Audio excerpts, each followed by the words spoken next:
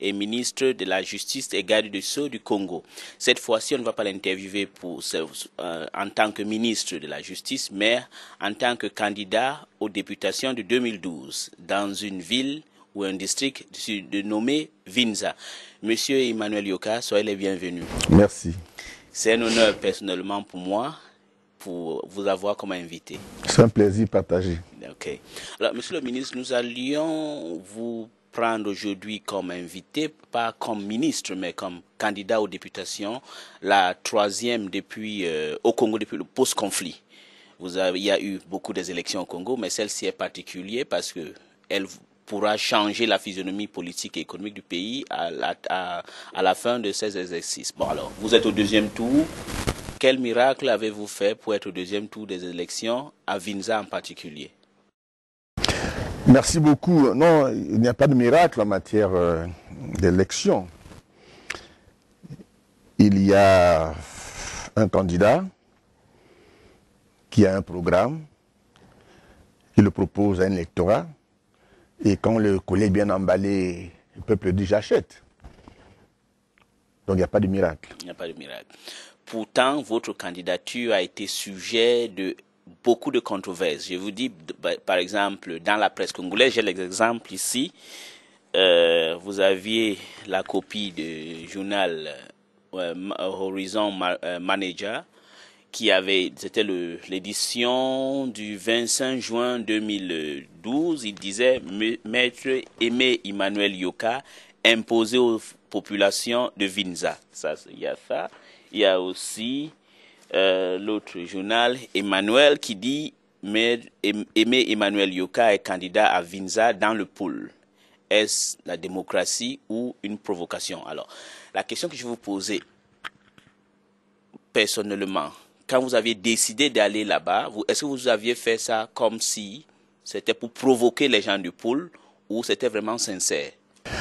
Non, c'était sincère, bien entendu. Vous savez, un grand philosophe français, Jean-Paul Sartre, pour ne pas le nommer, a dit que pour faire la politique, il faut aimer les hommes. Et quand on aime les hommes, on doit combattre tout ce qui nuit au bonheur des hommes, y compris les violences dites symboliques comme les ordures ménagères, les odeurs, la faim, le bruit, toutes ces choses qui gênent la vie de l'homme. Et quand on fait la politique, il faut les combattre. Donc je ne suis pas allé à Vinza faire de la provocation, comme c'est écrit dans nos journaux. Enfin, ce sont nos journaux, on n'a pas d'autres. Hein. Ce sont nos journaux, il faut les lire. Mais moi, j'avoue que je ne lis pas beaucoup les journaux congolais parce que j'emprunte cette attitude à Napoléon qui disait que lui, il lisait pas les journaux français parce qu'il savait d'avance ce qu'ils imprimeraient. Donc je sais d'avance ce qui est écrit dedans, donc je ne les lis pas. Merci de me les amener, de m'en lire quelques extraits. Je prends bonne note. D'accord. Est-ce que ce n'est pas une attitude méprisante vis-à-vis de ces journaux? Si vous ne les lisez pas, ça veut dire que vous les méprisez. Et non, je ne les méprise pas. Un journal doit servir à éduquer, à former l'opinion, donc le peuple. Mais si c'est des invectives comme en première page, franchement, j'avoue que je ne suis pas très, très emballé. D'accord.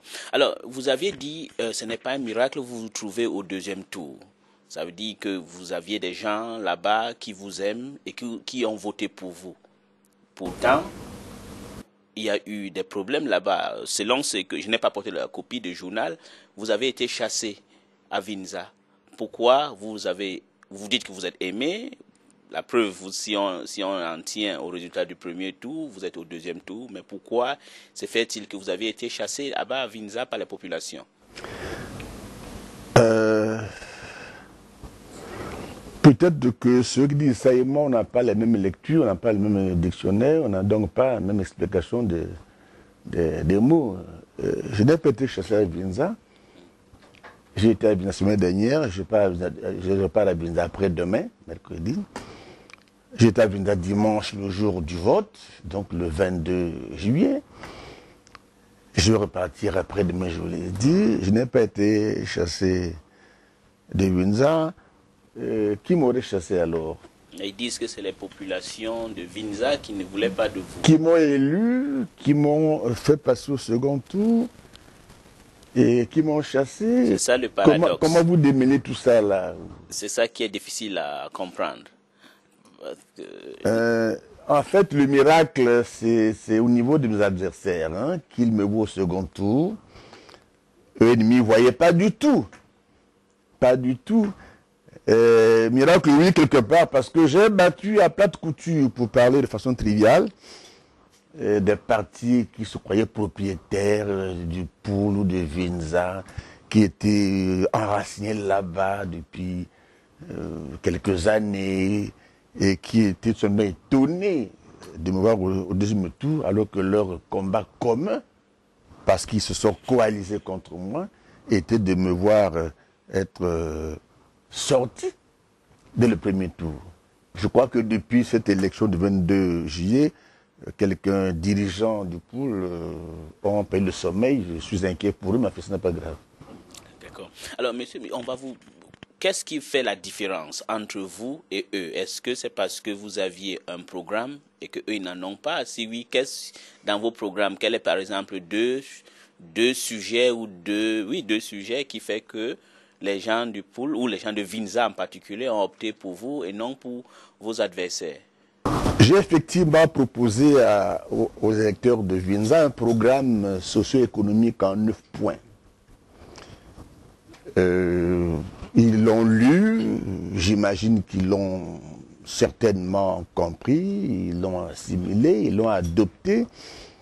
Et malgré toutes les pressions qu'ils ont subies, c'est de quoi je parle, ils ont voté pour moi de manière à me placer au second tour.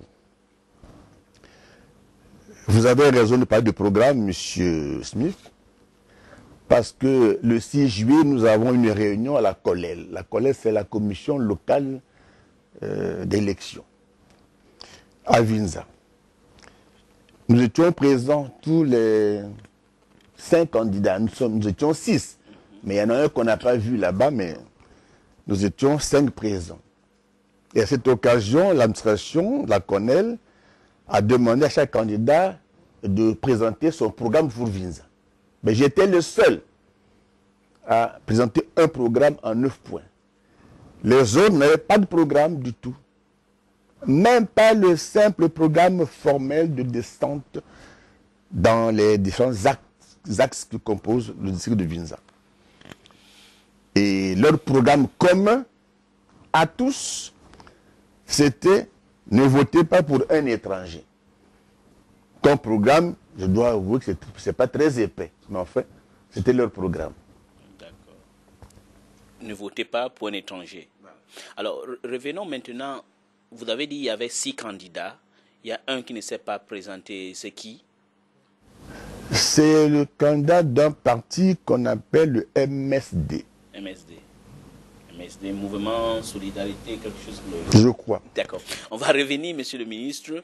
Malgré tout, votre candidat, il y a quand même eu près de 1200 candidats au premier tour, mais vous, en particulier, vous avez cristallisé toutes les attentions au premier tour. Pourquoi expliquez-vous vous-même, quand vous réfléchissez, pourquoi se fait-il que tout le monde parlait uniquement d'Emmanuel Yoka à Vinza? Pourquoi?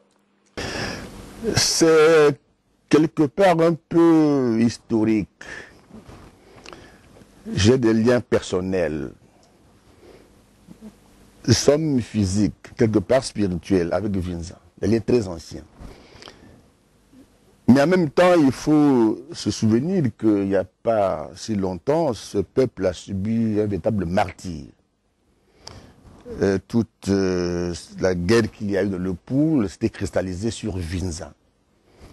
Donc ces gens ils ont souffert de toutes les manières possibles, dans leur chair, dans leur personne et dans leurs biens. Donc le fait que je sois parti à Vinza avec un programme de reconstruction, jusqu'y compris au niveau du mental, au niveau culturel, a fait germer en eux un espoir. Au surplus, je suis quand même d'un département assez éloigné de l'heure. Je suis de la cuvette. Je suis du système. Et je vous avoue, c'est modestement, sans trop y croire, moi je suis cartésien, mais ils ont, je crois, senti dans ma candidature comme une espèce de message divin. J'emploie le mot avec toutes les précautions d'usage, des sens divins, parce qu'ils m'ont dit, mais vous êtes de la cuvette ouest, de la cuvette.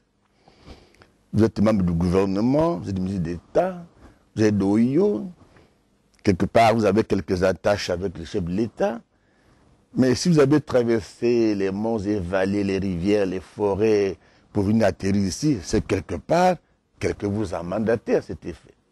Je ne sais pas de qui il s'agit, mais ils ont raisonné comme ça. Et ils m'ont accepté. Ils m'ont accepté. Mais de l'autre côté, dans la ville, moi, j'ai suivi beaucoup de gens du Poul et les gens de Vinza dit, vous êtes de la cuvette, vous êtes de Oyo, mais vous dominez tout au Congo. Vous venez encore prendre un peu ce qu'ils veulent avoir comme député. Est-ce que vous ne pensez pas qu'ils se disent que c'est une sorte d'hégémonie du clan de Oyo sur tout l'ensemble du pays et en particulièrement chez eux? Mais le député n'est pas un arbre qui pousse sur un sol. Je vais déraciner un député pour l'amener chez moi. Je ne comprends pas très bien. Je vais le prendre leur député. C'est quoi? C'est un produit naturel, c'est un produit minier, c'est un produit halieutique, c'est la biodiversité du quoi député? Non, le député est un porteur de messages, un intercesseur, un animateur de développement local entre le pouvoir central et une circonscription électorale. Donc, ils ont besoin que quelqu'un porte les espoirs jusqu'au sommet du pouvoir.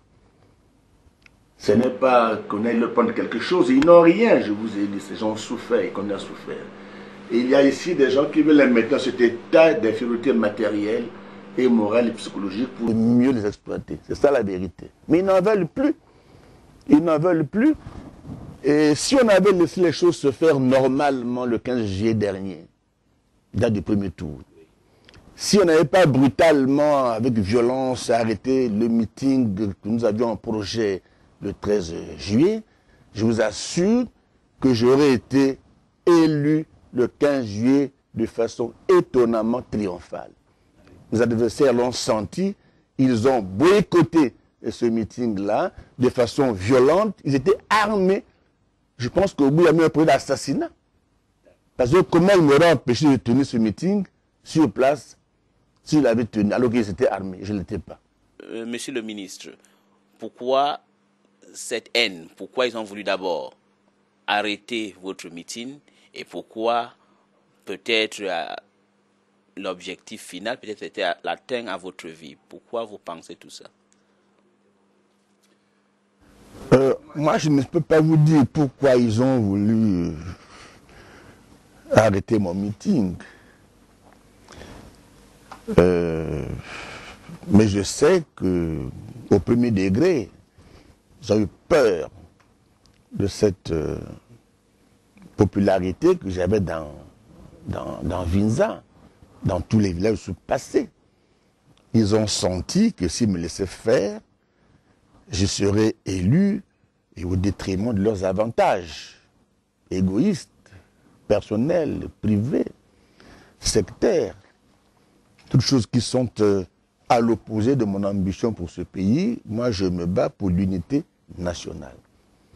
Parce que je suis convaincu, et vous aussi je crois, que là où il n'y a pas d'unité, il n'y a absolument aucun progrès. Rien de valable, de durable, de pérenne ne peut être réalisé. Même au sein d'une famille, quand il n'y a pas d'unité, quand il y a le désordre, rien ne peut se faire de positif.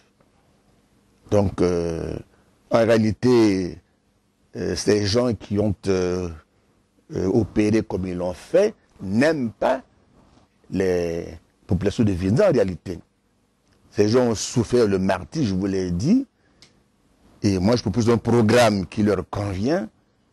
Ils s'apprêtent à me voter, voilà que quelques gens se lèvent pour dire que je n'ai pas droit au suffrage des populations de Vinza, mais ils devaient les laisser décider dans les urnes.